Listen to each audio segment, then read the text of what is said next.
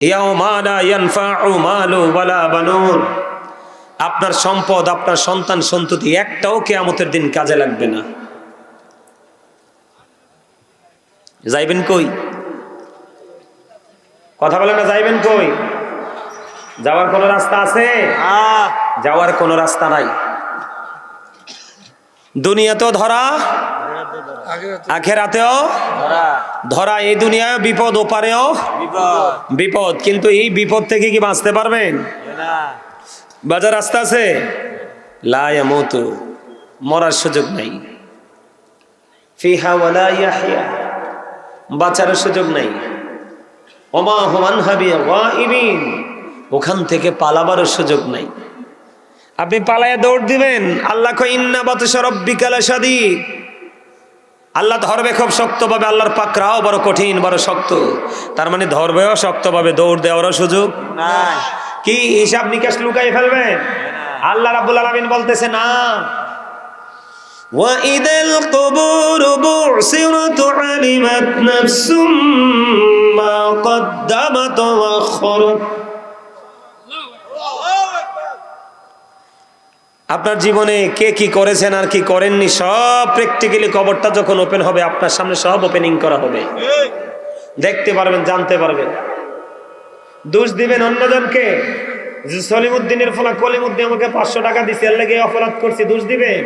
আল্লাহ ওয়াজ করতেছে সূরা ইউনূসের 44 নম্বর আয়াতে। আল্লাহ বলতেছে ইন্নাল্লাহা লা ইয়াজলিমুন নাসা শাইয়্যান ওয়ালাকিন্নান নাসা আনফুসাহুম ইয়াজলিমুন। আল্লাহ বলেছেন আল্লাহ বান্দার উপর জুলুম করে না, বান্দা নিজেই নিজের উপর জুলুম করে। এই জন্য বলছি একটু আগে যে সবই বুঝেন, শুধু এইটা বুঝেন না। কারণ এইটাতেই বেশি আরাম, এইটাতে বেশি মজা, এইটাতে বেশি শান্তি, এইটাতে দুনিয়াও আছে আখিরাতও আছে। কিন্তু সব বুঝেন, এটা বুঝেন না। দোষ দিতে পারবেন কাউকে? নিজের দোষ নিজেকে নিতে হবে। লুকাই রাখতে পারবে? আল্লাহ ওপেনিং করে দিবে। কথা কন না কেন? তাইলে বাঁচনের রাস্তা আসেনি? হ্যাঁ, এখন যারা জুলুম করে আল্লাহ তাদের সম্পর্কে কি বলে? ওয়ামা লিজ জালিমিনা মিন আনসার। জালেমরা যখন বিপদে পড়বে, তার অবস্থা যখন খারাপ হয়ে যাবে, আল্লাহ বলতেছে তাদের জন্য আল্লাহ কোনো সাহায্যকারীও রাখে নাই। আল্লাহ আরো বলে ওয়াল্লাহু লা ইউহিব্বুজ জালিমিন, যারা অত্যাচারী আল্লাহ তাদেরকে পছন্দ করে না, ভালোবাসে না। আজকে আপনাদের এই মেলা এলাকায় মাহফিল হচ্ছে কিনা? আরো যারা বলেন উত্তর আড্ডা হাজীবাড়ি মসজিদে হচ্ছে কিনা? এখানকার মানুষ কি জানেন আজকে যে মাহফিল হচ্ছে? জানে। সব কিছু জানার পরেও সেখান থেকে দূরে দোকানপাট চৌমুনিতে আড্ডা দিচ্ছে, সে তার নিজের উপর নিজে জুলুম করছে। এটার জবাব তাকে দিতে হবে, কারণ আল্লাহ হিসাব নিবে খুব চুকিয়ে চুকিয়ে। জীবনের সময়গুলোর হিসাব দিতে হবে সবচেয়ে কঠিনভাবে। কিভাবে? জীবনের সময়গুলোর হিসাব দিতে পারবেননি? আরো যারা বলে পারবেন? তো কি নিয়ে যাবেন কবরে? কবর কি নিয়ে যাবেন আমাকে বলতে পারবেন? আল কবরু রাওজাতুম মির রিয়াদিল জান্নাতি আও হুফরাতুম মিন হুফারিন নার। আল্লাহু আকবার। রাসূল বলতেছে কবরটা জান্নাতের একটা বাগান হবে, জাহান্নামের একটা গর্ত হবে। আপনাদের মতো সত্যিকারের প্রেম নিয়ে যারা আল্লাহর গোলামি করবে, যেখানে এখানে হোক ওখানে হোক, তাদের জন্য কবর হবে জান্নাত। আর যারা এই কাজটা করতে পারলো না, তাদের জন্য কবর হবে অবর্ণনীয় কষ্টের জায়গা, জাহান্নাম। কে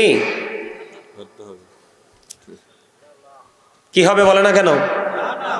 জাহান্নাম। এখন জাহান্নামকে এড়িয়ে চলতে পারবে? বাঁচতে পারবে? একটু আগে না বললাম ওমা কথা বুঝেন নাই তো? ওয়াজ শুনে লাভ কি? ওয়াজ মনে রাখতে না পারলে বাঁচারও সুযোগ নাই, মরারও সুযোগ নাই, পালানোরও সুযোগ নাই। গুন্ডামি করতে পারবে? চা টা কফি টফি খাওয়াইয়া বিচার উল্টা পাল্টা করতে পারবে? তো কি করবে? অ্যারেস্ট, ধরা কিনা বলে। এখনো সময় আছে, বাঁচার রাস্তা খুঁজে বের করেন। কে বাঁচার রাস্তা খুঁজে বের করতে হবে কি হবে না? এই বাঁচার রাস্তা খুঁজে বের করতে হলে আপনাকে কি করতে হবে? দুনিয়াতে যত বন্ধু আছে সকল বন্ধুর পাশাপাশি একটা বন্ধু, অল দ্য বেস্ট, কথা কন না কেন? একজনকে আপনার প্রিয় করতে হবে, আর সেজন হতে হবে হক্কানি আলেম এবং হক্কানি আল্লাহর ওলি। এইরকম যদি কাউকে বন্ধু বানাতে পারেন, তাহলে আপনার ফিউচারটাকে ব্রাইটনেস করতে পারবেন। কারণ আল্লাহ বলেছেন, join with my dear people, come to my paradise. Allah বলেছেন, ফাদখুলি ফি ইবাদি ওয়াদখুলি জান্নাতি। আল্লাহ বলেছেন, তোমরা আমার প্রিয় লোকেদের সাথে যুক্ত হও আর আমার জান্নাতে চলে আসো। তারা হলো কারা? হক্কানি আলেম এবং হক্কানি আল্লাহর ওলিরা। আর রাসূল কি বলছে শুনবেননি? জি, আল্লাহর হাবিব জি, আপনার আমার প্রাণের নবী তিনি বলেছেন, আনা আবি হুরায়রা রাদিয়াল্লাহু তাআলা قال رسول الله صلى الله عليه وسلم من أطاعني فقد أطاع الله ومن عصاني فقد عصى الله ومن أطاع أميري فقد أطاعني ومن عصى أميري فقد عصاني متفق عليه। জোরে জোরে বলুন না আল্লাহু আকবার।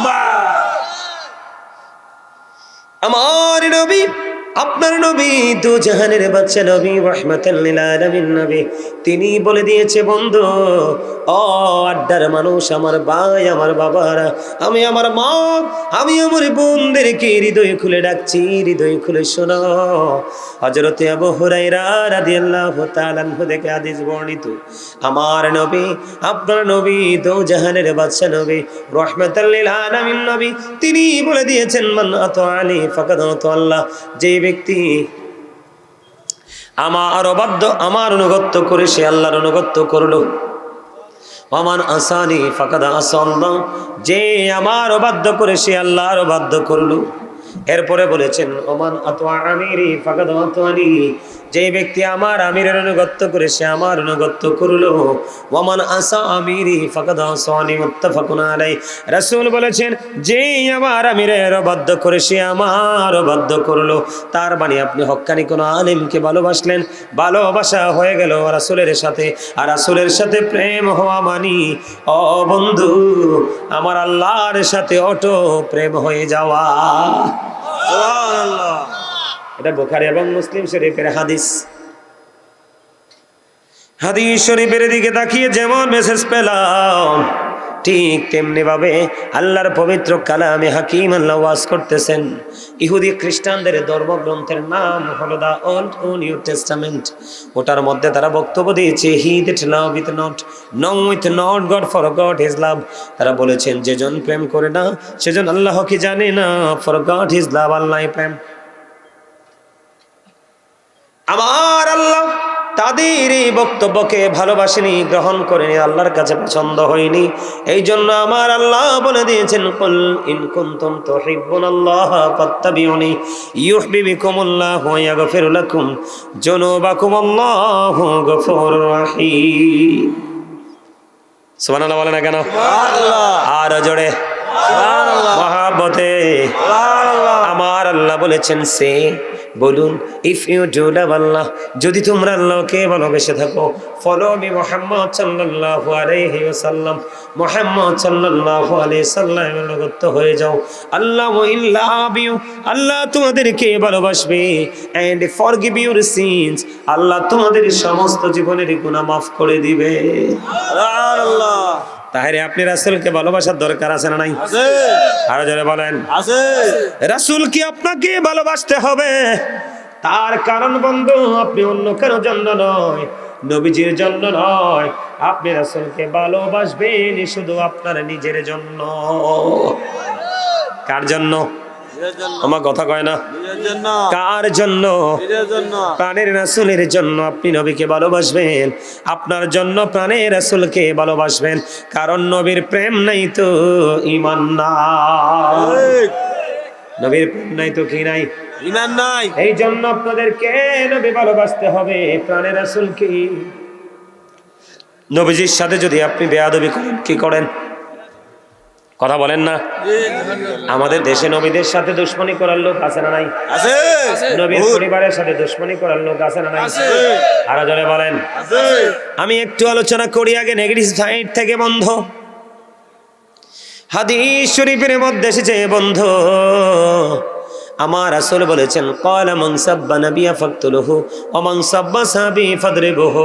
রাসূল বলেছেন যে ব্যক্তি রাসূলকে গালি দিবে, বকা দিবে, রাসূলের ইজ্জতের চাদর ধরে টান দিবে, ও আমার নবীজি বলেছেন তোমরা তাকে হত্যা করে ফেলো। ওয়া মান সাব্বা সাহাবী ফাদরিবুহু, সাহাবাই কেরামকে যারা গালি দিবে, সাহাবাই কেরামের ইজ্জতের চাদর ধরে যারা টান দিবে, তোমরা ওই সমস্ত মানুষগুলোকে কি করো?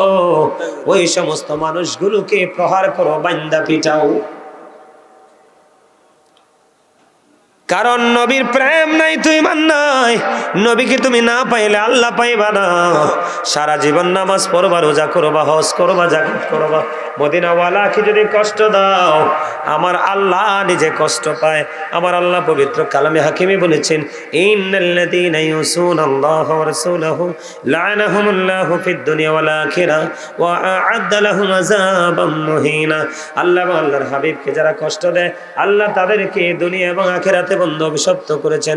ওয়া আ'আদ্দা লাহুম আযাবাম মুহিনা, আল্লাহ তাদের জন্য ওপারে ভয়ঙ্কর সাজার ব্যবস্থা রেখেছে। এখন রাসূলের কথার উপর কথা বললে আল্লাহ কষ্ট পায় কি পায় না? আল্লাহর কথার উপর কথা বললে আল্লাহ কষ্ট পায় কি পায় না? বলে হুজুর এক্সাম্পল দেন। নবীজি আজ থেকে ১৫০০ বছর বলে আগে বলেছেন ক্বালা আইয়ুকুম মিসলি, তোমরা কে আছো আমার মতো? এখনো পর্যন্ত বন্ধু কেউ হাত তুলে নাই। জোরে জোরে বলুন না সুবহানাল্লাহ। নবীজি কি বলেছেন? তোমরা কে আছো আমার মতো? নবীজি চ্যালেঞ্জ করেছেন। কেউ হাত তুলে নাই, বলে নাই যে আমি আছি নবীজির মতো। এখন কেউ যদি বলে নবীজি আমাদের মতো, তাহলে নবীজি কষ্ট পাবে কি পাবে না?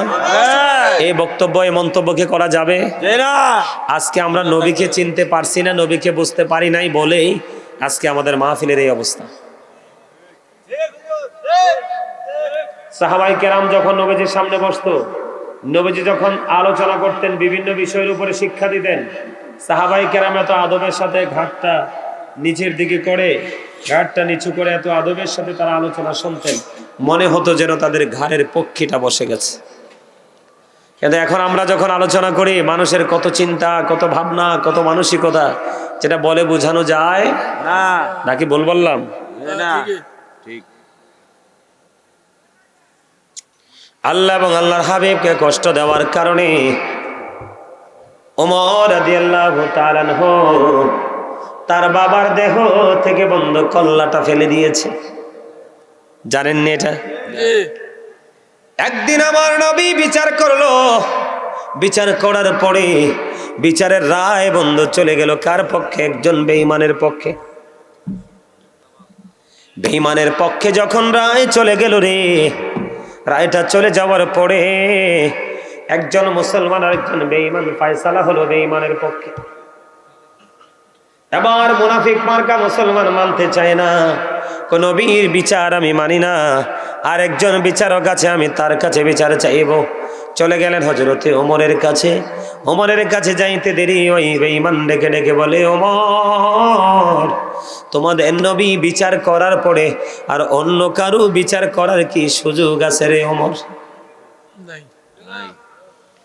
এবার হযরতে ওমর একটা ডাক দিয়ে বলল, আমার রাসূল বিচার করেছে। কয় হ, কই তোমরা দাঁড়াও দাঁড়াও। ওমর এবার কি করলেন? তার ঘরের ভিতরে গেলেন, ভিতর থেকে উন্মুক্ত একটা তরবারি নিয়ে বের হলেন বন্ধু।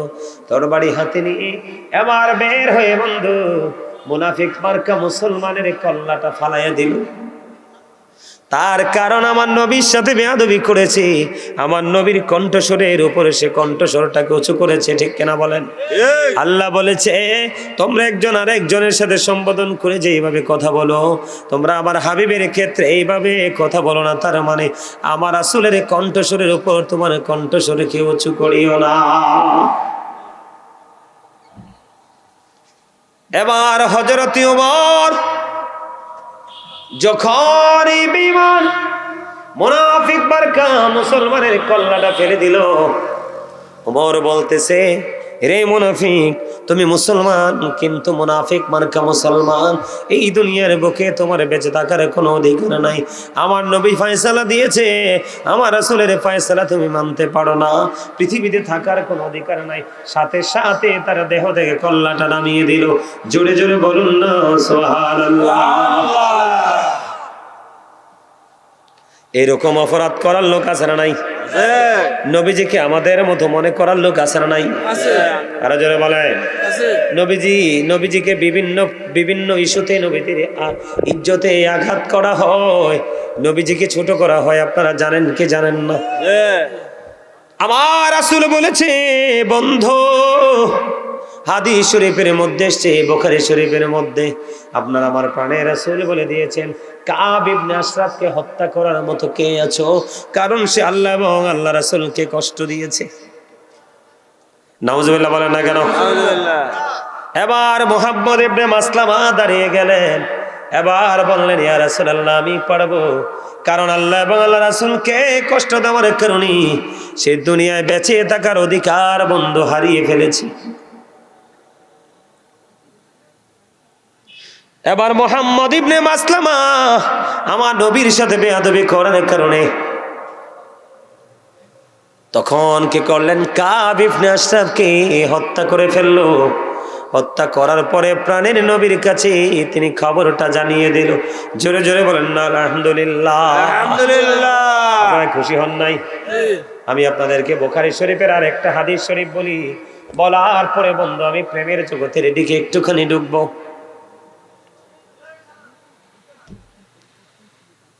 আমার নবী একদিন ডেকে ডেকে বললেন আবু রাফি নামক ইহুদিকে হত্যা করার মতো কে আছো?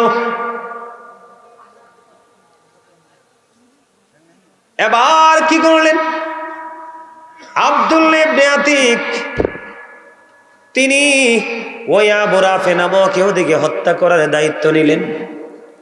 উনি সেনাপতিদের মধ্যে দলের লিডার হলেন। সকল সেনাদের মধ্যে আব্দুল্লাহ ইবনে আতিক বন্ধু কি করলেন, লিডার হলেন। ওই আবু রাফি নামক ইহুদি বসবাস করত বন্ধু হিজাজ ভূমিতে। কোন ভূমিতে? আমার রাসূলের অর্ডার পেয়ে হিজাজের দিকে রওনা হয়ে গেল। হিজাজের দিকে যাইতে যাইতে যাইতে যাইতে বন্ধু হিজাজ ভূমির দিকে যাইতে যাইতে সন্ধ্যা হয়ে গেল, সূর্য ওই হিজাজের আকাশ থেকে বন্ধু লুকিয়ে গেল। আব্দুল্লাহ ইবনে আতিক কি করলেন, তিনি চলে গেলেন খোঁজ করতে করতে করতে করতে আবু রাফি নামক ইহুদির বাড়ি চলে গেলেন। কিন্তু সন্ধ্যা হয়ে গেল, কেমন করে তাকে চিনতে পারবো? এই করতে করতে বন্ধু তিনি চিনে তিনি চলে গেলেন আবু রাফি নামক ইহুদির বাড়িতে। কিন্তু উনি তো ঘরের মধ্যে মানুষের ভিড়ে ঘুমিয়ে আছে, তার মানে সন্তানদের মাঝে ঘুমিয়ে আছে। কিন্তু তিনি তো আমার নবীর ইজ্জতে আঘাত করত, এবং কেউ যদি আমার নবীর ইজ্জতে আঘাত করে কথা বলতো তাকে সাপোর্ট দিত। ও নাউজুবিল্লাহ বলে না কেন? আরো জোরে। আপনাদের কাছে কি ভালো লাগতেছে না? এই কথাগুলো জানা দরকার তো। কারণ কয়দিন আগে দেখছেন না একটা রাসূলকে কাউবয় বইছে।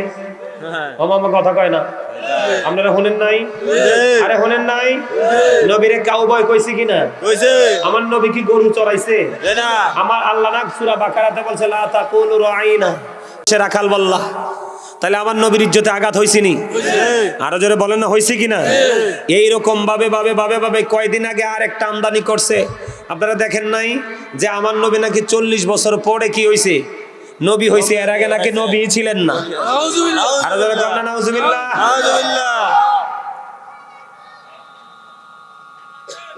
তো এগুলো কি নবীজির শানে বেয়াদবি কিনা? আরো জোরে বলেন না। এগুলো বেয়াদবি কিনা? এই বেয়াদবি করলে কি ইমান থাকে না যায়? আরো জোরে বলেন থাকে না যায়? এরকম বেয়াদবি করলে ইমান থাকে না, ইমান চলে যায়। ঠিক কিনা বলেন? যায় কি যায় না? তাহলে এই বেয়াদবি আছে, হয় কি হয় না? তো এখন আমরা যারা নবীজিকে ভালোবাসি আমরা প্রতিবাদ করছি। আপনাদেরকে বোঝানোর জন্য বলছি, আমরা কি করছি? প্রতিবাদ করছি। কারণ আমরা সত্য বলতে হবে। আল্লাহ বলেছেন অকৌলু কাউলান সাদীদা। আল্লাহ আমাদেরকে সত্যটা বলতে বলছে, আমরা সত্য তুলে ধরেছি। কিন্তু ওই নবীর দুশমনদের সাপোর্টার আসেনি, এরা বলতে সেটা বলা যাবে। তার মানে তারা নবীকে ভালোবাসে না, তারা তার পছন্দের মানুষকে ভালোবাসে। আমার নবী সকল কিছুর চাইতে সুন্দর ছিলেন, আরো জোরে, সৃষ্টির শ্রেষ্ঠ ছিলেন এবং সকল সৃষ্টির আগে ছিলেন। কথা কয় না কেন? আমার নবী কত সুন্দর ছিলেন বলবো? আরো জোরে বলেন না। জাবের ইবনে সামুরা রাদিয়াল্লাহু তাআলা আনহু পূর্ণিমা রাতে আমার আপনার প্রাণের নবী লাল চাদর মুড়িয়ে শুয়ে আছে। একবার তিনি পূর্ণিমার চাঁদের দিকে তাকায়, আর একবার তিনি আমার নবীজির চেহারা মোবারকের দিকে তাকায়। একবার পূর্ণিমার চাঁদের দিকে তাকায় রে, একবার আমার প্রাণের নবীজির নুরানি চেহারা মোবারকের দিকে তাকায়। বন্ধু, একবার নবীজির চেহারা মোবারক, একবার চাঁদের দিকে তাকায়। তিনি বলতেছেন, আমি সর্বশেষে চাইয়া দেখলাম পূর্ণিমার চাঁদ চাইতেও সুন্দর আমার নবী। আমার নবীর সাথে বেয়াদবি করেছে, তুমি তাকে সাপোর্ট করেছো, তার পিছনে মানুষ দৌড়ায় রে।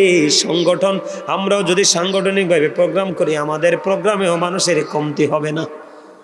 আমরা বিভিন্ন জায়গায় জায়গায় বাড়ি বাড়ি প্রোগ্রাম অ্যাটেন্ড করি, মানুষের কমতি হয় না, ঠিক কিনা বলে? বন্ধু, এইরকম ভাবে রাষ্ট্রীয় ভাবে বন্ধু, সাংগঠনিক ভাবে টাকা দিয়ে ভাড়া করে লোক আনলে লোকের অভাব হয় না, কিন্তু সুন্নিয়তের মাহফিলে কখনোই নবীর আশেকদের ভাড়া করে আনতে হয় না। আশেকরা বেশি করে উল্টো খরচ করে যায়। আমার কথা বুঝেননি আপনারা? তুমি ওই বক্তা, যেই বক্তার পিছনে কিছু মানুষ দৌড়ায়, তুমি এই বক্তার এই কিছু মানুষ দেখে পাগল হয়ে গেলে, আর আমার নবীকে যদি সরাসরি দেখতা তাহলে কি করতে? কারণ না দেখার পরে বিশ্বাস যেটা করা, এটার নামই হলো ঈমান। দেখা লাইলে হয় প্রমাণ, কথা কয় না? ঠিক।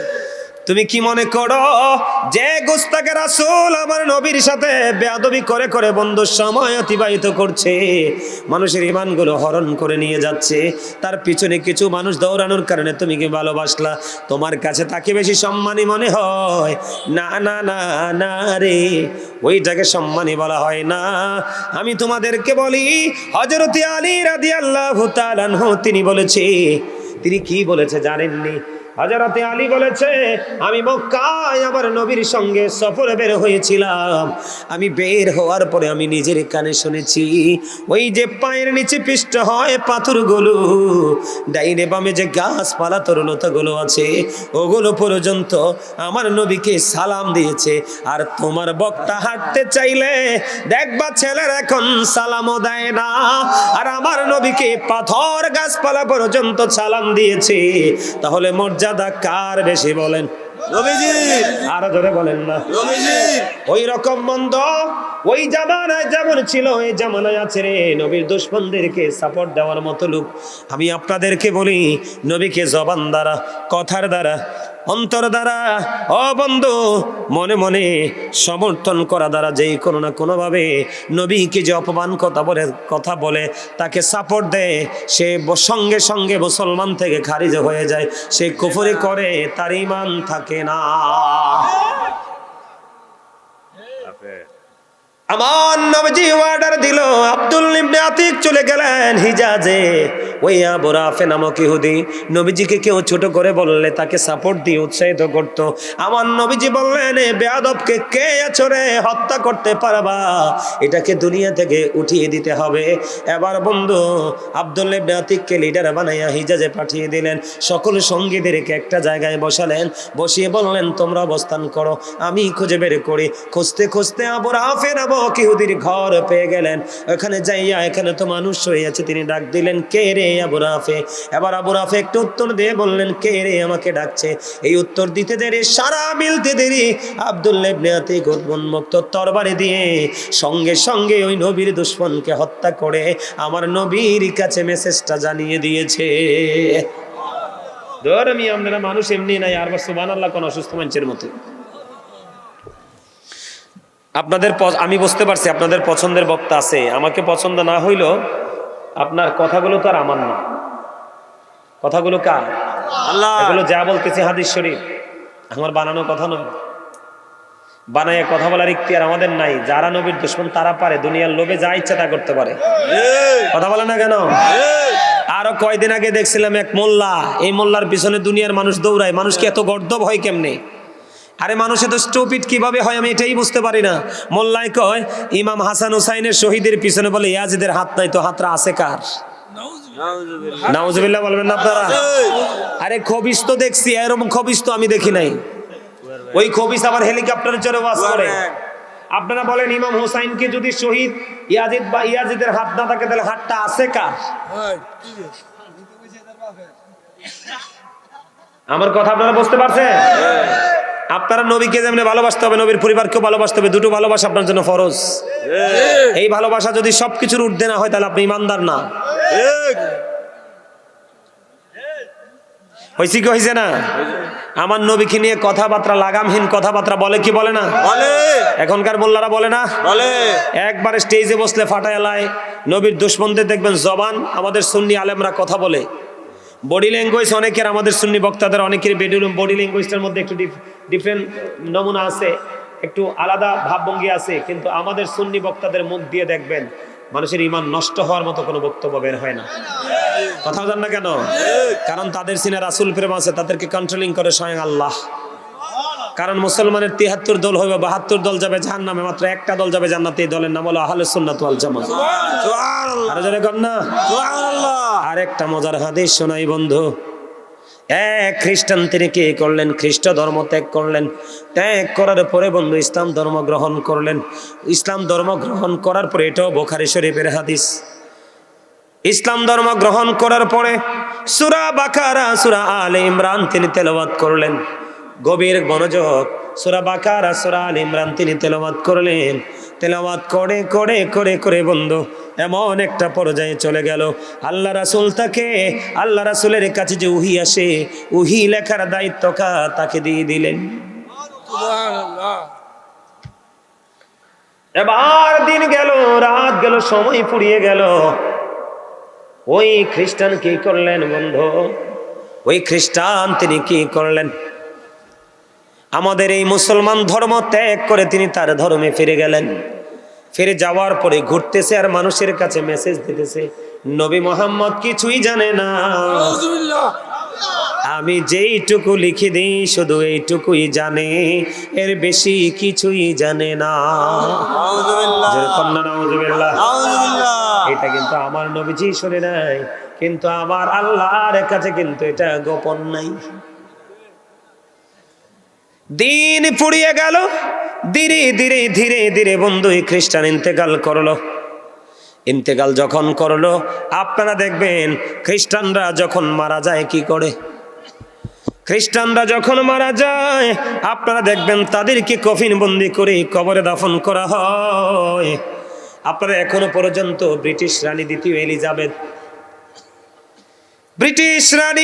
এলিজাবেথের জানাজা নয়, তার দাফন। আপনারা তার দাফনের নমুনা দেখবেন, সবচেয়ে দামি কফিন বক্সে করে তাকে কবরে দাফন করেছে। ঠিক তেমনি ভাবে এই খ্রিস্টানকেও কবরে দাফন করা হলো। কবরে দাফন করার পরে বন্ধু এবার কি হলো? কবরে যখন দাফন করা হলো, দাফন করার পরে দিন চলে গেল। পরের দিন সকালবেলা তার আপন স্বজন আসলো দেখার জন্য। এবার আইসা দেখে ওই খ্রিস্টানের লাশটা মাটির বাইরে পড়ে আছে। আলহামদুলিল্লাহ বলেন না? আলহামদুলিল্লাহ। কে হয়ে আছে? মাটির বাইরে পড়ে আছে। এবার তার আপন সঙ্গীরা বলতে লাগলেন, এটা এটা এটা আর কারো কাজ নয়, এটা নবী মুহাম্মদের কাজ ছাড়া আর কারো কাজ হতে পারে না। নাউজুবিল্লাহ বলেন না? আলহামদুলিল্লাহ। আসলে নবী মুহাম্মদ তো তার খবরও জানে না, কারণ আমার রাসূলের এগুলো নিয়ে কোনো ইন্টারেস্ট নাই। আজকে কি করলেন? কবরটাকে আরো গভীর করে খনন করলেন। খনন করে বন্ধু তার লাশটাকে দফন কবরে রেখে গেলেন। রেখে যাওয়ার পরে পরের দিন আবার সকালবেলা যখন আসলো, আসার পরে আবার চাইয়া দেখে বন্ধু তার লাশটা আবারও মাটির বাইরে পড়ে আছে। আলহামদুলিল্লাহ বলেন না কেন? আলহামদুলিল্লাহ। নবীর দুশমনের উপযুক্ত সাজা হচ্ছে কি হচ্ছে না? হচ্ছে। এবার কি করলেন? আজকেও তারা মনে মনে বলতেছে এটা পৃথিবীর কোন সাধারণ মানুষের কাজ নয়, এটা হলো নবী মুহাম্মদের কাজ। জোরে জোরে নাউজুবিল্লাহ। আর গভীর ভাবে কবরটাকে খনন করতে করতে করতে করতে বন্ধু এমন একটা অবস্থা করে ফেললো, খনন করতে করতে এমন এক পর্যায়ে চলে আসলো বন্ধু, আজকে আর বলে না যে এটা নবী মুহাম্মদের কাজ। কয় না না না, এটার মধ্যে অন্য কোন রহস্য আছে। এবার কি করলেন, এবার কি করলেন, ওই কবর থেকে বন্ধু লাশটাকে আজকে আর কবরে দাফন করে না, না করে লাশটা মাটির বাইরে ফেলে চলে যায়। আলহামদুলিল্লাহ কন্যা কর আলহামদুলিল্লাহ বলেন। তাহলে কি হলো, নবীর সাথে দুশমনী করার পরে রিয়াকশনটাকে হাদিস শরীফ, বুখারী শরীফের হাদিস। তাহলে তো কি বোঝা যায়, নবীর সাথে কোনো দুশমনী করা যাবে না, যাবে না। কারণ সৃষ্টিকুলের মূল হলো আপনার আমার প্রাণের রাসূল। কথা বলেন না কেন, বুঝেন না এটা? সৃষ্টির শ্রেষ্ঠ কে? মুহাম্মদ রাসূলুল্লাহ সাল্লাল্লাহু আলাইহি ওয়াসাল্লাম। খবর ঠিক না ঠিক? আপনাদের কাছে ভালো লাগছে নি? আরে মিয়া, আপনার আমার রাসূল সম্পর্কে ইহুদিরা পর্যন্ত কি চমৎকার বক্তব্য দিয়েছে। আমেরিকার গবেষক মাইকেল এইচ হার্ট তিনি বক্তব্য দিয়েছেন, বলবো The 100 a ranking of the most influential person in the history. আমেরিকার গবেষক মাইকেল এইচ হার্ট বলেছেন, এই পৃথিবীর বুকে যতগুলো নবী রাসূল এসেছে 100 জন তালিকা করেছে, এর মধ্যে ইনফ্লুয়েন্সাল দ্বারা সবচেয়ে প্রভাবশালী আখ্যায়িত করেছেন আপনার আমার প্রাণের রাসূলকে। সুবহানাল্লাহ। ডক্টর আহমদ পিয়ানো বাগদাদি যিনি বসরা ইউনিভার্সিটির লেকচারার ছিলেন, তিনি বলেছেন, of all the great religious personalities of all prophet Muhammad রাসূলুল্লাহ সাল্লাল্লাহু আলাইহি ওয়াসাল্লাম ওয়াজ দ্য মোস্ট সাকসেসফুল। পৃথিবীর বুকে যতগুলো নবী রাসূল এসেছে, সকল নবী রাসূলের মধ্যে রাজনীতি থেকে ইমামতি, ইমামতি থেকে রাজনীতি পর্যন্ত প্রত্যেকটা সেক্টরে আপনার আমার নবী মোস্ট সাকসেসফুল, সবচেয়ে বেশি সফল। সুবহানাল্লাহ। আর জোরে সুবহানাল্লাহ। আমি আপনাদেরকে আরো মজা দেই, নবীকে চিনতে পারলে আপনাদের ফিউচারটা ব্রাইটনেস করতে পারবেন। আল্লাহ রাব্বুল আলামিন কি বলেছে, আমি একটু আগে বলেছিলাম, he that loveth not knoweth not God, for God is love। যেজন প্রেম করে না সেজন আল্লাহকে জানে না, for God is love। আল্লাহই প্রেম, কিন্তু আল্লাহ সেই বক্তব্য গ্রহণ করে না। এটা ইহুদিদের বক্তব্য, কারণ এই বক্তব্যটা আল্লাহর কাছে পছন্দ হয়নি। আল্লাহ রাব্বুল আলামিন বলেছেন, সে বলুন, ইফ ইউ ডু লাভ আল্লাহ, যদি তোমরা আল্লাহকে ভালোবেসে থাকো, ফলো আমি মুহাম্মদ সাল্লাল্লাহু আলাইহি ওয়াসাল্লাম, মুহাম্মদ সাল্লাল্লাহু আলাইহি সাল্লামের অনুগত হয়ে যাও, আল্লাহ উইল লাভ ইউ, আল্লাহ তোমাদেরকে ভালোবাসবে, এন্ড ফরগিভ ইউর সিনস, আল্লাহ তোমাদের সমস্ত জীবনের গুনাহ মাফ করে দিবে। জোরে জোরে কোন সুবহানাল্লাহ। হ্যাঁ, এই কালেমার দিকে তাকিয়ে দেখেন, আমরা যে কালেমা পড়ি লা ইলাহা ইল্লাল্লাহ মুহাম্মাদুর রাসূলুল্লাহ সাল্লাল্লাহু আলাইহি সাল্লাম, কালেমার দিকে নজর দিয়ে দেখেন, লা ইলাহা ইল্লাল্লাহ, there is no god but Allah, সে আল্লাহ ব্যতীত কোনো উপাস্য নেই, কোনো ইলাহ নেই। মুহাম্মাদুর রাসূলুল্লাহ সাল্লাল্লাহু আলাইহি সাল্লাম ইজ দ্য মেসেঞ্জার অফ আল্লাহ। জোরে জোরে কন্না সুবহানাল্লাহ। নবীজির মর্যাদা বুঝতে হলে আপনাকে আরেকটু গভীরে যেতে হবে।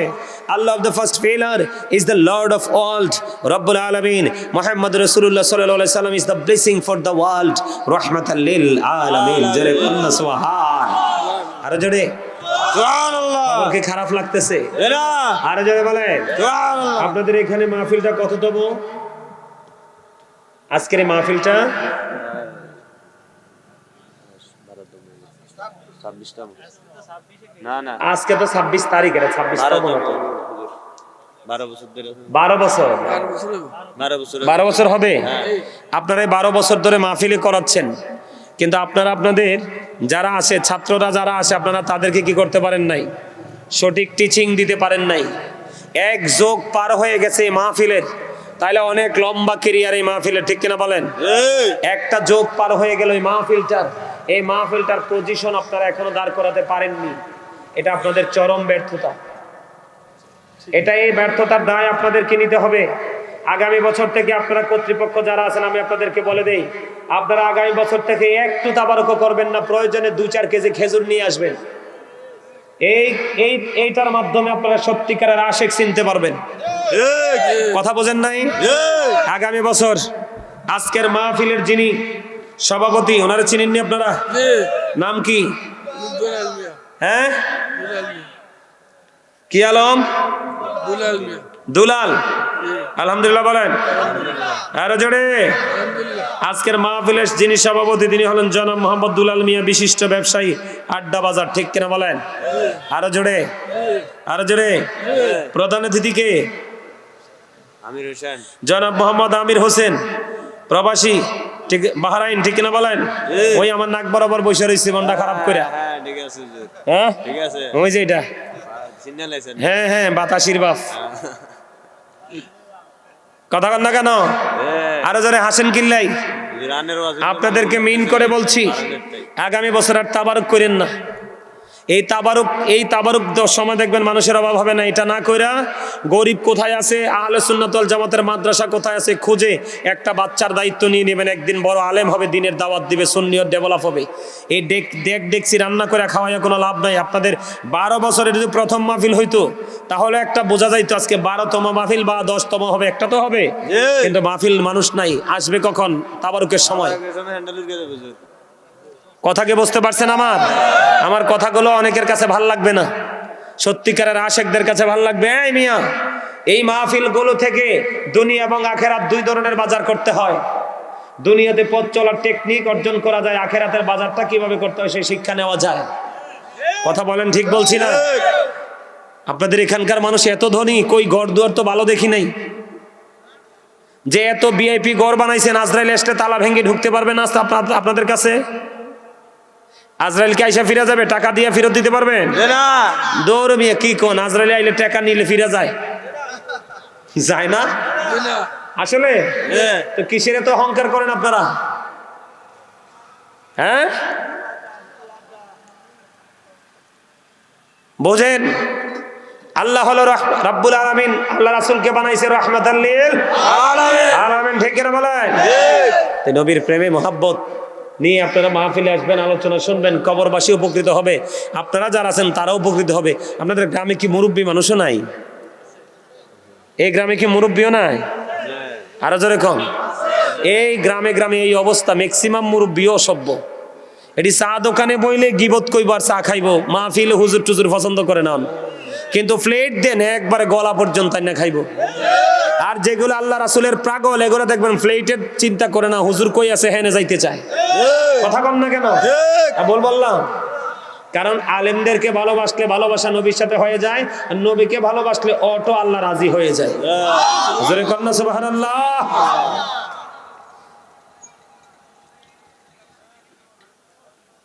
আপনাদেরকে একটা এক্সাম্পল দেই। কালেমাটা যে পড়লাম, লা ইলাহা ইল্লাল্লাহ মুহাম্মাদুর রাসূলুল্লাহ, একদিকে তাওহীদ, আরেকদিকে রিসালাত, একদিকে আল্লাহ, আরেকদিকে আল্লাহর হাবিব। দুইটা অংশ না? দুইটা পার্ট না? দুইটা অপশন না? এই দুইটার সাথে মিল রেখে আল্লাহ সৃষ্টি জগৎ সাজাইছে।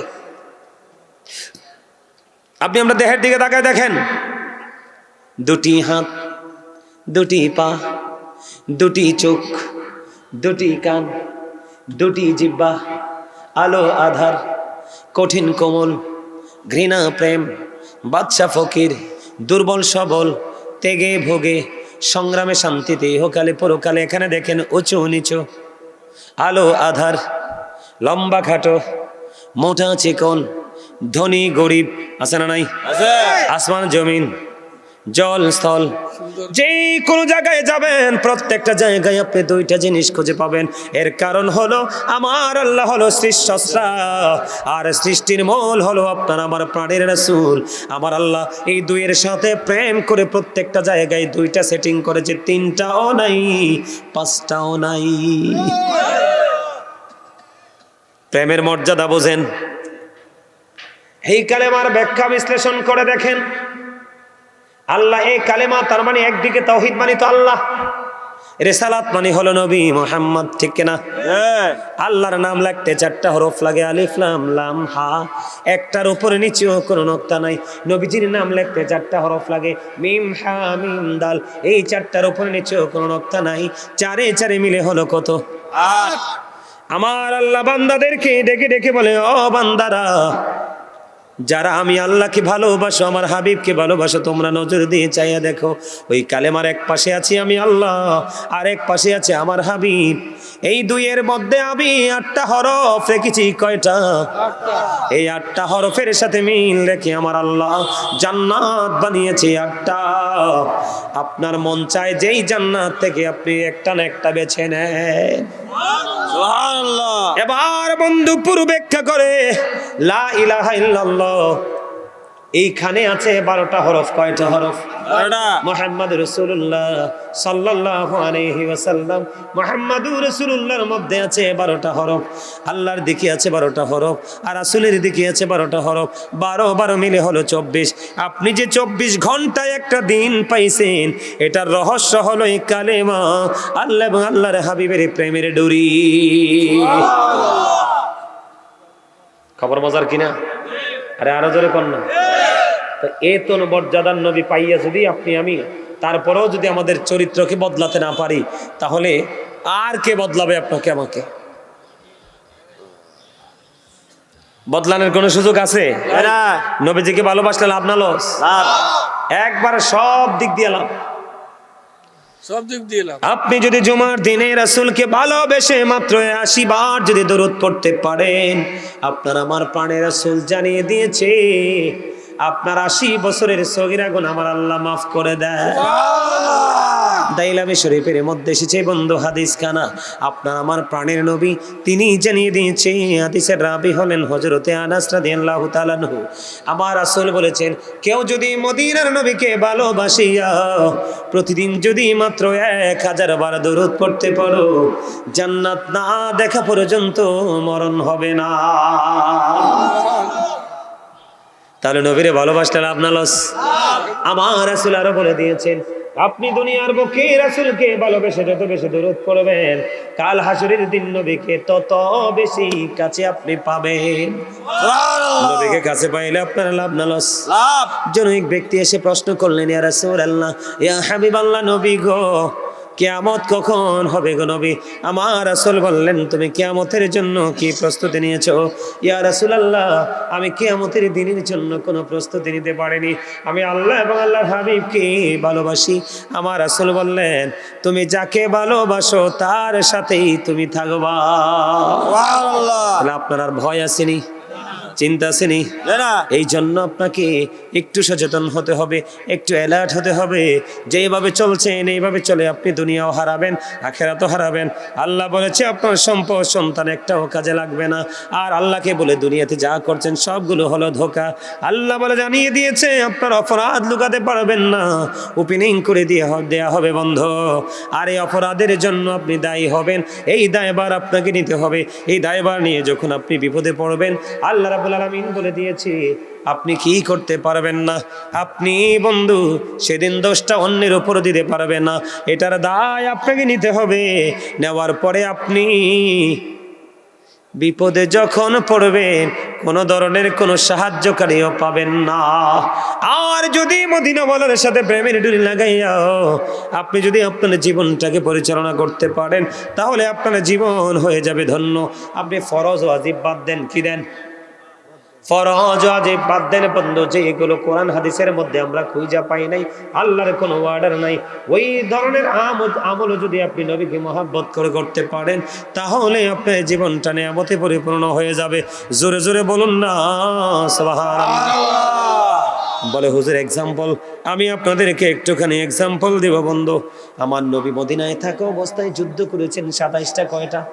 27টা। আরো জোরে। 27টা। 27টা যুদ্ধ করলো। এর মধ্যে সবচেয়ে বড় যুদ্ধ হলো বন্ধু উহুদের যুদ্ধ।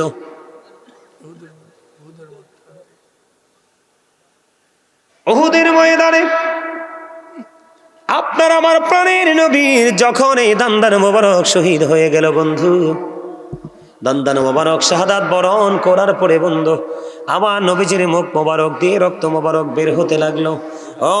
রক্ত মোবারক যখন বের হতে লাগলো, মালিক বিন সিনান দেখে সহ্য করতে পারলো না। আমার নবীজি রক্ত মোবারক বন্ধু চুষতে শুরু করলো। নবীজি রক্ত মোবারক চুষতে বন্ধ। শেষ রক্তের ফোঁটা যখন চোষা শেষ হয়ে গেল, আমার নবীজি মাঝখান দিয়ে বলেছেন এটা শেষের দিকে চলে এসেছি। নবীজি রক্ত মোবারক যখন চষতে শুরু করলেন, নবীজি বললেন, রে মালিক বিন সিনান, তুমি রক্তগুলো ভক্ষণ করো না। এবার মালিক বিন সিনান ডাক দিয়ে বললেন, ইয়া রাসূলুল্লাহ, ইয়া হাবিবাল্লাহ, নবী গো, আমি আমার আল্লাহর ইজ্জতের কসম করে বলছি গো নবী, আমি আপনার একটা ফোঁটা রক্ত উহুদের জমিনে পড়তে দিব না। যেই পর্যন্ত রক্ত মোবারক প্রবাহিত হতে থাকবে, আমি নবী সেই পর্যন্ত রক্ত মোবারক ভক্ষণ করতে থাকবো।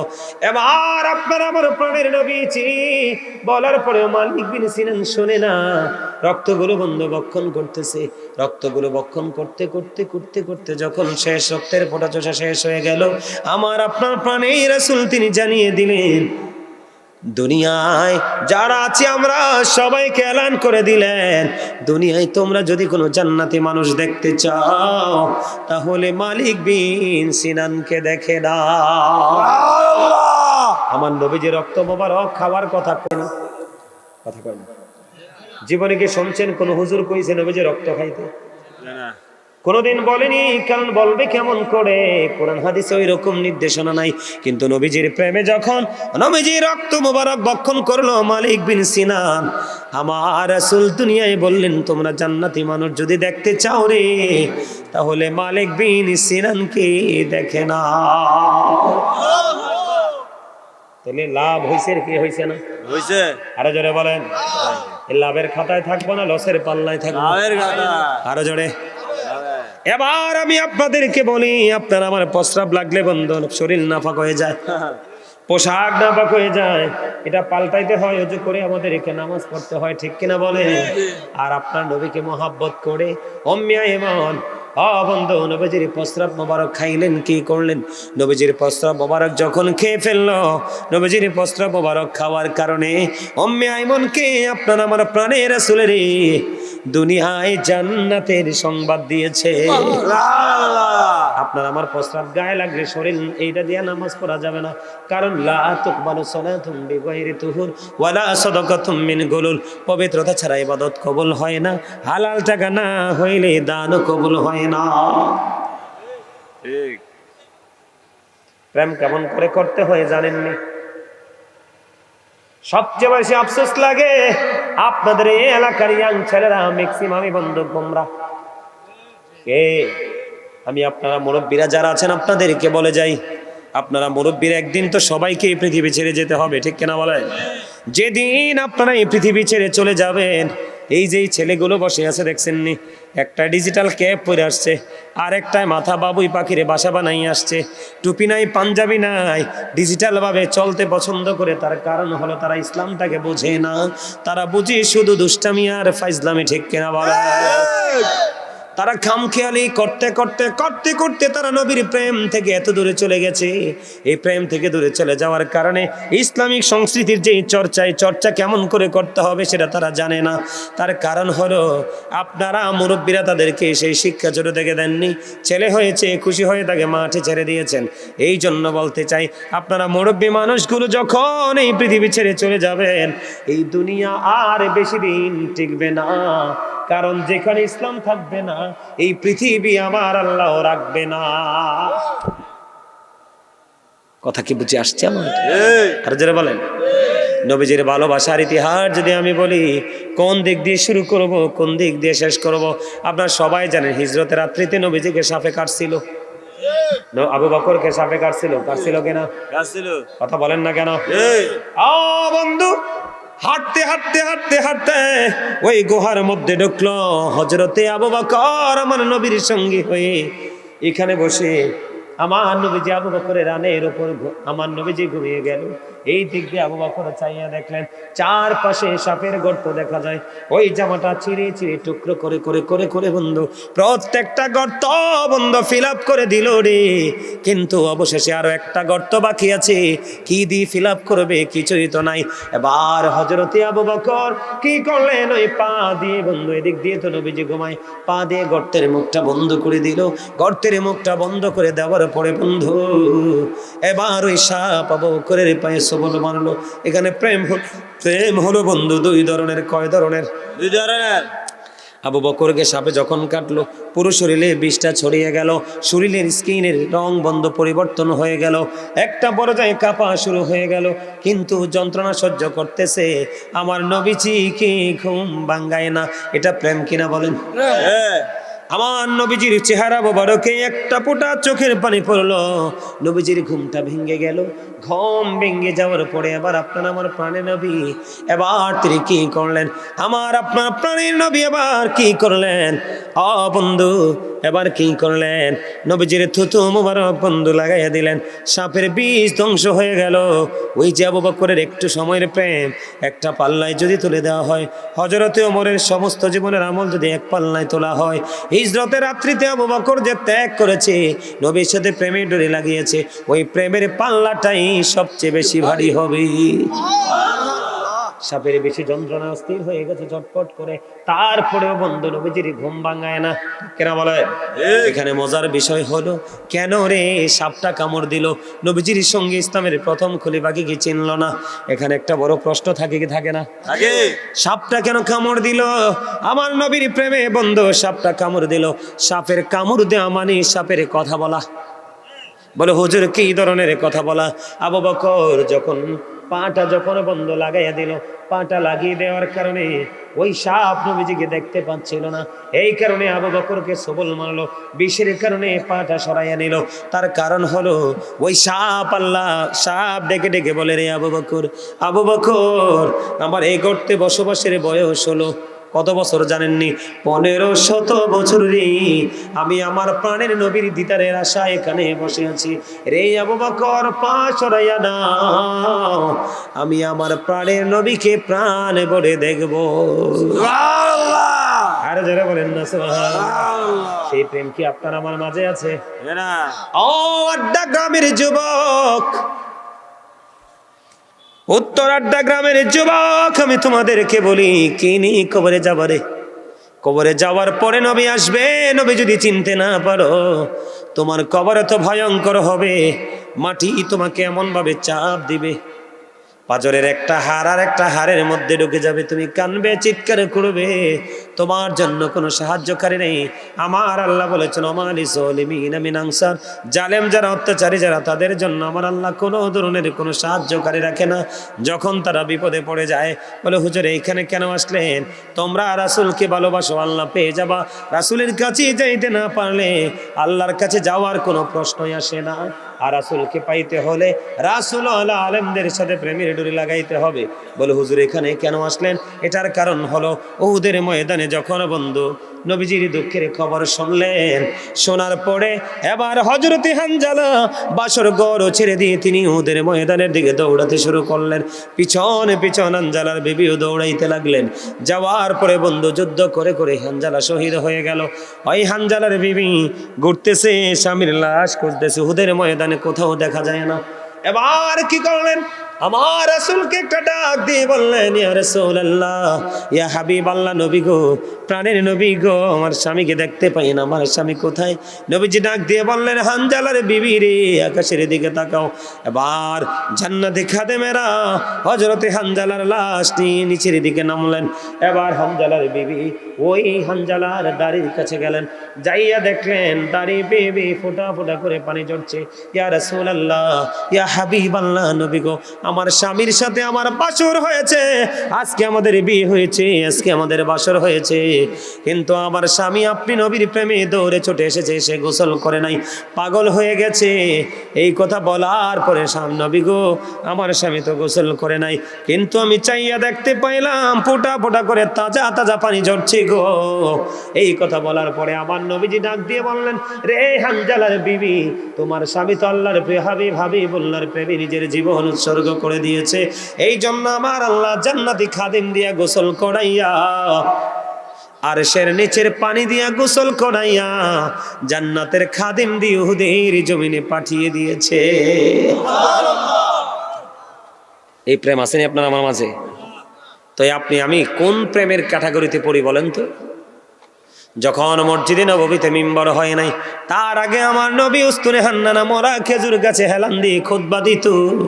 যেদিন বন্ধু মসজিদে নববীতে মিম্বর হয়ে গেল, আবার কি করলেন? আমার নবীজি উস্তুনে হান্নানা মরা খেজুর গাছকে ছেড়ে মিম্বরে দাঁড়িয়ে খুতবা দিতে শুরু করলো। আর উস্তুনে হান্নানা মরা খেজুর গাছ কান্না করতে শুরু করলো। নবীজি প্রশ্ন করলেন, রে উস্তুনে হান্নানা, তুমি কি চাও? এই দুনিয়ায় আমার সঙ্গে না আখিরাতে? নবী গো, আপনার সঙ্গে আমিও পারেও হতে চাই। আসেনি আপনার মধ্যে এমন প্রেম? কি নিয়ে যাবেন রাসূলের কাছে? এবার বন্ধু কি করলেন? নবীজি যখন চলে গেলেন, নবীজি চলে যাওয়ার পরে আকির নামক একটা গাধা দেখছেন না আপনারা? জি আমি বাংলাদেশে সরাসরি গাধা দেখিনি। আমি যখন 2018 সালে ভারত সফরে গিয়েছিলাম, খাজা গরিবে নামাজের মাজার এমনি করে করে হিন্দুস্তানে যে আল্লাহর ওলির মাজারগুলো আছে একটা একটা করে পরিদর্শন করলাম। বন্ধু, তাজমহলও দেখতে গেলাম, সম্রাট শাহজাহান কি করলেন দেখতে গেলাম। এমনি করে করে গুরুত্বপূর্ণ জায়গাগুলো বিচরণ করতে গেলাম। ওখানে গিয়ে বন্ধু গাধা দেখে এসেছি। ওই ভারতীয়রা গাধাকে অমানবিক পরিশ্রম করায়। বলে হুজুর এখানে আসলেন কেন? নবীজি যখন বন্ধু চলে গেল, আকির নামক একটা গাধা নবীজির চলে যাওয়াকে মেনে নিতে পারলেন না। কান্দে শুধু কান্দে, কান্দে শুধু কান্দে, কান্দে শুধু বন্ধু, কান্দে শুধু কান্দে, আর বলে আয়ের নবী কোথায় গেল গো প্রাণের নবীজি? আর কি জীবনে কোনোদিন প্রাণের নবীকে দেখতে পাবো না। কানতে কানতে 3 দিন 3 রাত্র পার হয়ে গেল, মতান্তরে 4 দিন 4 রাত্র পার হয়ে গেল। 3 দিন 3 রাত্র, মতান্তরে 4 দিন 4 রাত্র পার হয়ে গেল। কোনো খাবার পানি না খেয়ে, নবীজির বিরহ সহ্য করতে না পেরে গভীর সমুদ্রে ঝাঁপ দিয়ে তার জীবন দিয়ে দেয়। সুবহানাল্লাহ। আপনি কি গাদার সাথে কম্পেয়ার করে নিজেকে কোথায় নিয়ে যাবেন? আপনি গাদার প্রেমের সাথে আপনার প্রেমটাকে বন্ধু পাল্লায় তুলে দেখেন। আর গাদার প্রেমের কাছে আপনার প্রেমটা নজিরবিহীন ভাবে হেরে যাবে। জোরে বলেন ঠিক না ভাই? ঠিক, আরো জোরে। বন্ধুরে আমার, তাবুক যুদ্ধের পূর্বে প্রেম শিখাই আমি আপনাদেরকে, বোঝেন। তাবুক যুদ্ধের পূর্বে নবীজি বললেন তোমরা কি করো? তোমরা দান করো। হযরত ওমর এবার খবর পাওয়ার পরে বললেন আমার জীবনে কোনোদিন কোনো কাজে কোনো আমলে আমি আবু বকরকে হারাইতে পারি নাই। আমি কোনোদিন আবু বকরকে হারাতে পারি নাই। সব সময় আবু বকর আমার চাইতে অগ্রগামী। আগে আগে দেখতে না বলেন। হাদিস শরীফের মধ্যে এসেছে ওমর বললেন আমার কাছে ভালো সম্পদ আছে, আমি দান করে কি করব? আমি দান করে আমি কি করব? আমি দান করে আবু বকরকে আজকে আমি হারিয়ে দিব। কি করব? কথা বলে না। আবু বকরকে আমি দান করে আজকে হারিয়ে দিব। এবার আবু বকর বন্ধু কি করলেন? তার প্রিয় জিনিস হযরত ওমর প্রিয় জিনিস নিয়ে আসলেন। আমার নবীজি প্রশ্ন করলেন রে ওমর, তুমি তোমার ফ্যামিলির জন্য কতটুকু রেখে এসেছো? এবার ওমর একটা ডাক দিয়ে বললেন ইয়া রাসূলুল্লাহ, ইয়া হাবিবাল্লাহ, আমার কাছে যতটুকু সম্পদ ছিল তার অর্ধেক নিয়ে এসেছি, আর অর্ধেক আমি আমার ফ্যামিলি পরিবারের জন্য রেখে এসেছি। এই কথা বলার পরে এবার বন্ধু কি করলেন? আবু বকরকে ডাকলেন। এবার আবু বকর আসলেন। আবু বকর আসার পরে আবু বকরকে একটা ডাক দিলেন। আবু বকরকে ডাক দিয়ে বললেন আবু বকর তুমি কি করেছো? ইয়া রাসূলুল্লাহ, আমার যত সম্পদ ছিল সব সম্পত্তি আমি আপনার জন্য নিয়ে এসেছি। সব সম্পত্তি আমি আপনার জন্য নিয়ে এসেছি। ফ্যামিলির জন্য কি রেখে এসেছো? কয় ফ্যামিলি পরিবারের জন্য আল্লাহ এবং আল্লাহ রাসূলকে রেখে এসেছি। জোরে জোরে বলুন না।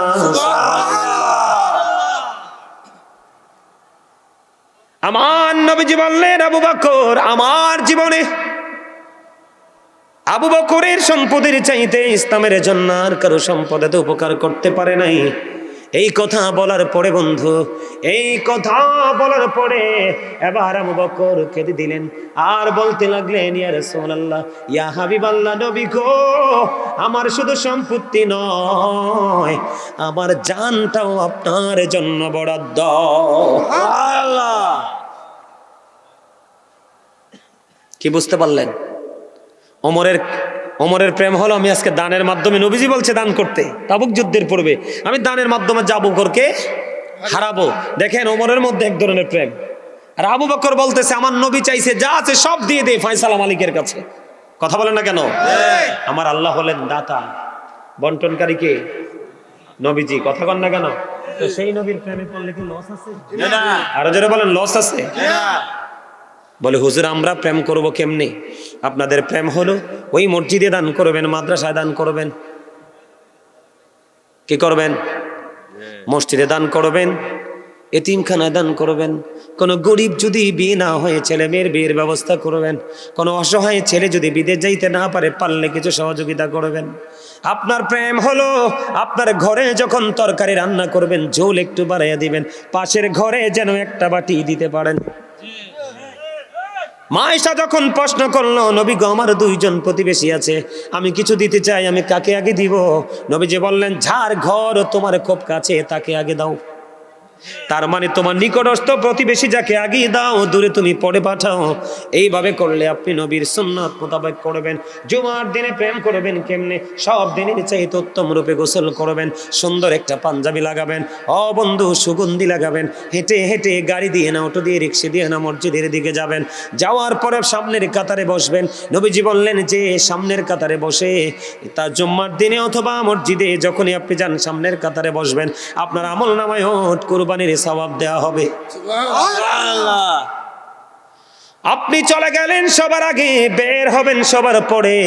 নবীজি বললেন তুমি সবার আগে মসজিদে যাবে, সবার পরে তুমি মসজিদ থেকে বের হবে। কি করবে? মসজিদ থেকে বের হবে।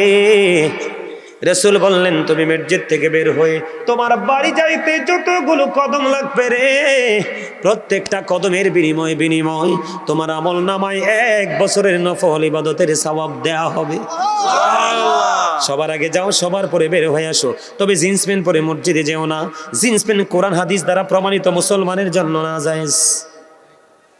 আল্লাহ বলেছেন লিবাসুত তাকওয়া যালিকা খায়র, আল্লাহর কাছে সবচেয়ে উত্তম পোশাক হলো বন্ধু তাকওয়ার পোশাক। উপর দিয়া থাকবে নাভি বরাবর, কোনোভাবেই নাভির নিচে যেতে পারবে না। নিচে দিয়া থাকবে টাকনুর উপরে, কোনোভাবেই টাকনির নিচে যেতে পারবে না। এই কন্ডিশনে পোশাক পরা ফরজ।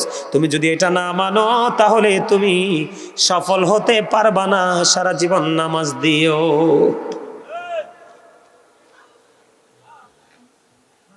বুঝতে পারছেন? এবার আরো জোরে বলেন, আমার কথা বুঝতে পারছেন? আপনি মাগরিবের নামাজ পড়বেন, মাগরিবের নামাজের পরে কোনো কথা বলবেন না। যদি প্রয়োজন হয় বলবেন, না হলে বলবেন না। সোজা চুপচাপ আওয়াবিন নামাজ পড়তে চলে যাবেন। মাত্র 2 রাকাত, আরো 2 রাকাত, আরো 2 রাকাত। কয় রাকাত হলো? 6 রাকাত। 2 রাকাত করে করে।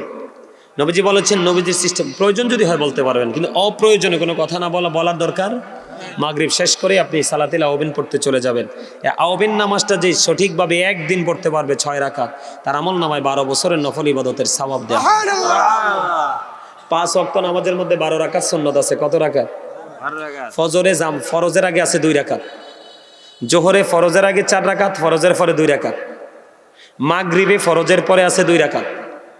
এশার নামাজের ফরজের পরে আছে 2 রাকাত। এই 12 রাকাত সুন্নাত নামাজ যে পড়বে তার জন্য স্পেশাল ঘর জান্নাতে আল্লাহ বরাদ্দ রেখেছে। সুবহানাল্লাহ। আর জোরে বলেন না সুবহানাল্লাহ। সুবহানাল্লাহ। কাল হাশরের ময়দানে রাতের মধ্যবর্তী রাতের নামাজ যারা পড়েছে তাদেরকে ডাকা হবে। এর মধ্যবর্তী রাতে কে নামাজ পড়েছো তার মানে তাহাজ্জুদ। কে? কে রে তাহাজ্জুদের নামাজ পড়েছো? অল্প কিছু লোক দাঁড়াবে বন্ধু, অল্প কিছু লোক দাঁড়াবে। অল্প কিছু লোক দাঁড়ানোর উপরে বন্ধু এবার কি করবে? গায়েব থেকে আওয়াজ আসবে, একজন আহ্বানকারী আহ্বান করতে থাকবে, তোমরা যারা দাঁড়িয়েছো বিনা হিসাবে চলে যাও জান্নাতে। আর যারা দাঁড়াতে পারোনি তোমরা হিসাবের জন্য প্রস্তুতি নাও। তাহলে নবীরে মানলে লাভ আছে না নাই? আছে।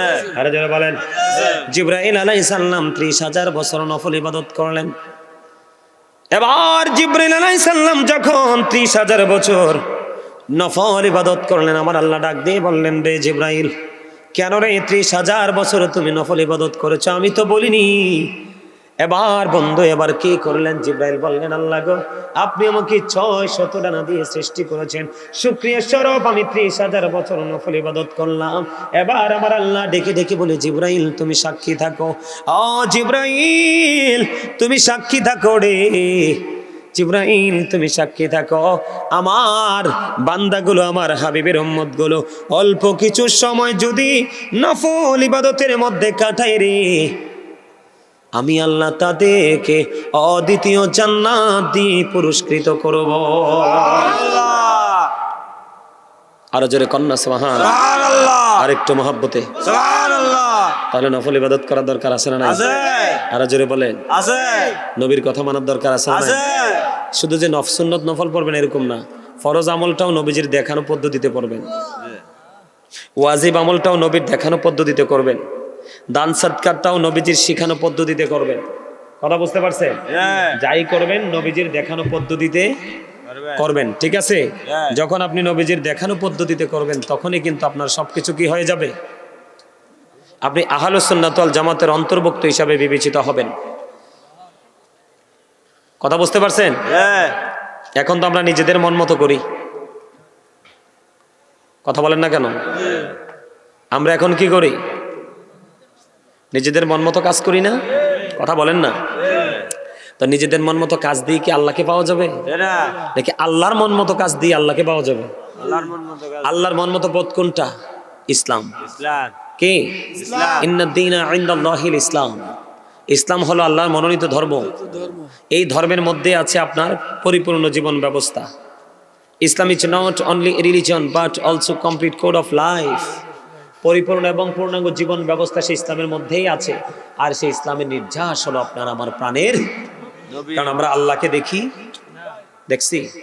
কথা বলেন, আমরা আল্লাহকে দেখছি? আমরা আল্লাহকে দেখি নাই, কিন্তু রাসূলের মাধ্যমে আমরা আল্লাহ সম্পর্কে জানতে পেরেছি, বুঝতে পেরেছি, আল্লাহর বিধান পেয়েছি, এবং দুনিয়াকে কিভাবে চলতে হবে, পরকালের জন্য কিভাবে বাজার করতে হবে, এগুলির টেকনিকগুলো আমরা সেইভাবে জানতে পেরেছি, ঠিক কিনা বলেন? তাহলে আমরা রাসূলকে কি করতে হবে? পরিপূর্ণভাবে ফলো করতে হবে।